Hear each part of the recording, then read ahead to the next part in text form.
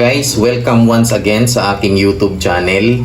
Mga kaibigan, samahan niyo ulit ako. May gagawin tayo, squash or kalabasa pudding mga kaibigan. Of course, ang ating ingredients ay Menu Magic Gulaman, clear ang flavor. Tapos meron tayo ditong kalabasa. Okay, i-steam natin later on. Nabalatan ko na siya mga kaibigan. Meron tayong 2 tablespoons of cornstarch. Meron tayong 2 tablespoons of margarine or margarine. We have condensed milk at saka isang buong nyog na piniga na ho natin. Frozen nga lang ho siya ngayon.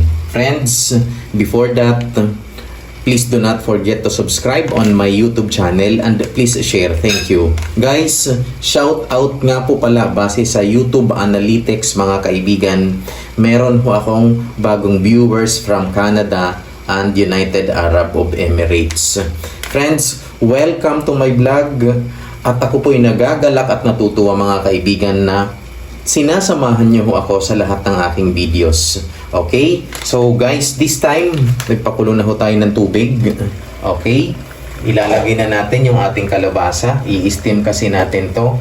Alam niyo mga kaibigan, isa itong paraan para mapakain natin yung ating mga kids ng gulay. Alam naman natin na ang kalabasa ay rich in vitamins and minerals. Alright? So, inuulit ko, sana ho magustuhan nyo yung ating video sa ngayon. Alright? So guys, may tubig ho yan sa ilalim. Tapos i-steam natin yung ating kalabasa. Later on, dudurugin lang natin yan. Isasama natin doon sa iba nating ingredients. Okay? Once again, maraming salamat po sa inyong lahat. So guys, ito na. Luto na yung ating kalabasa. Ilalagay na natin sa isang lalagyanan.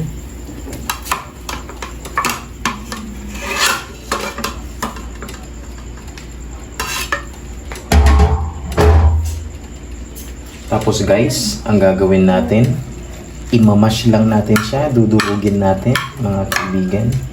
So guys, ayan, durog na siya. We will set aside this one for cooling. Okay? So guys, yung ating coconut cream or coconut milk, frozen ho kasi ito, kaya ito yung uunahin natin. Okay? Hahayaan muna natin siyang matunaw dito sa ating kawali. Guys, dito sa ating cornstarch, mga kaibigan, lalagyan natin ng tubig kasi tutunawin natin siya. Alright? So tunawin lang natin to until it dissolves. Tapos, later on, ihahalo natin doon sa ating gulaman. So guys, meron tayong kalahating pitsil ng tubig.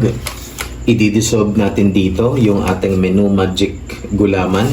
Clear flavor, mga kaibigan. So yan guys, hahaluin lang natin. Tapos saka natin ibubuhos doon sa ating kumukulo na gata. So, ayan na siya guys. So, this time, ibubuhos na natin siya dito.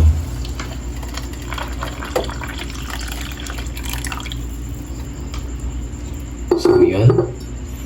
Tapos, ilalagay natin yung ating kalabasa or squash mga kaibigan. Tapos guys, haluin lang natin to hanggang sa magsama-sama sila. Continue lang natin mga kaibigan yung paghalo hanggang sa mawala na yung mga buo-buo. Ilalagay natin yung ating condensed milk. So, tama lang mga kaibigan yung tamis nito. Of course, we will add star margarine, almost 2 tablespoons. So, yan guys. Guys, this time, hihinaan natin ang apoy. Nasa medium heat na lang ho tayo. Ilo-low natin mga kaibigan. Guys, this time, nasa low heat na ho tayo. Tapos ilalagay na natin yung ating cornstarch. Tapos continue pa rin mga kaibigan sa paghalo. So guys, papatay na natin yung apoy. Tapos mga kaibigan, isasalang na natin sa ating pan.